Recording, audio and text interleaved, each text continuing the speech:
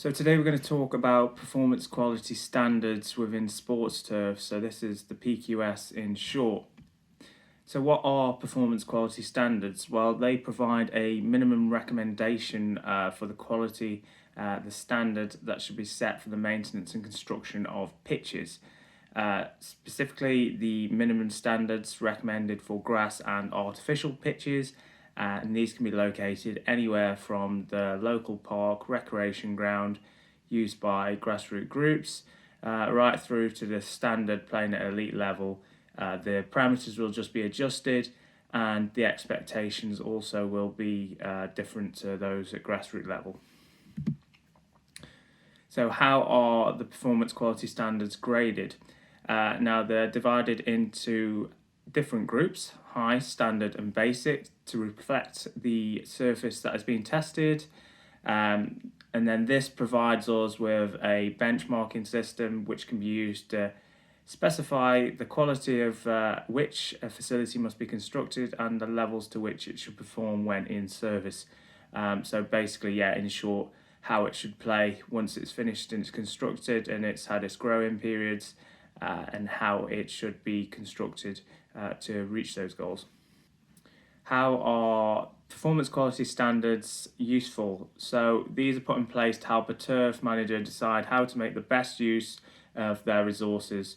And the GMA has done a fantastic job of putting together a range of detailed guidelines which identify what needs to be achieved for these services. So these guidelines have been put together with a lot of knowledge, and they're a good framework, and then they can be used on any particular pitch. So for example, cricket, and then we'll break this down into three main categories. So you've got structural quality, presentational quality, and playing quality. And there's a lot of different things, but for example, structural would be length of the grass, weed content, root zone depth. Presentational would be surface debris, sward colour. So the playing quality would be the rolling distance of the ball, for example, the surface hardness and the tractional grip of the player. That would be on the boots. So structural quality, this is not just about the surface, this is everything underneath it as well, and the physical makeup of an area basically. There's about 20 different criterias, and a few examples would be the appropriate length of grass for the sport being played, the bare areas that are present, the amount of meadow grass, is the desired grass there, does it actually have rye or any grass that you want there, the pH ranges of the soil, and then the appropriate figure for the amount of weed content within the turf. So there's quite a lot, and there is more, like I say, there's around 20 for structural quality. So presentational quality, this is the visual look of a surface and can often be the main factor that most people will offer an opinion on. Most people will say the turf looks nice and green, therefore it must be good, and we know that's not necessarily always the case. The appearance of the surface is a massive thing. How clean is the cut? Is there any ribbing where the mower is bouncing around on the grass? Football and rugby, are the posts aligned? How much surface debris is there? Are the line markings clear? And how uniform is the colour of the turf? Have we got patches which are slightly more yellow and deficient than other areas? Playing quality, this basically is exactly what it says on the tin. This is how well the pitch plays. So we're thinking how well the ball rolls. Is the surface hard? Are we going to be causing injuries, impact injuries? The amount of traction with the player running off. This can be impacted by things like having power in the pitch, which kicks out a little bit more easier. And the degradation of surfaces, such as in cricket, is the pitch starting to crumble and fall apart during the game, or has it managed to stay together quite well and play a good game right through from the start to the end? So the guidelines, each governing body or association of a sport that's played on natural turf will have their own guidelines. We can make assumptions based on the sport.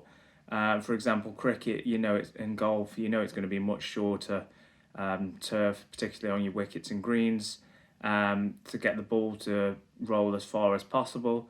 Whereas football and rugby, the impact of the ball on the surface is very minimal.